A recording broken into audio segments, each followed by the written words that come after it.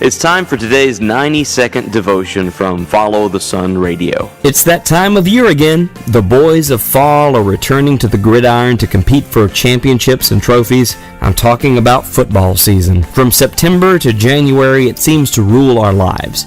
But if we're living biblically, we have to be careful not to let this get in the way of our worship with the Lord. Now, I'm sure God doesn't have anything against getting together and cheering on our favorite team, but our God is a jealous God. In fact, the first commandment Moses gave on Mount Sinai, and you can read them all in Exodus 20, was, "Thou shalt have no other gods before me." He wasn't just talking about Buddha and Mohammed. Anything that distracts you or prevents you from giving your all to the Lord can become your God. If you're sitting in service but your mind is preoccupied on getting home before kickoff, that football game has now become your God. It doesn't have to be football, obviously, but really it's anything that can take your focus from God.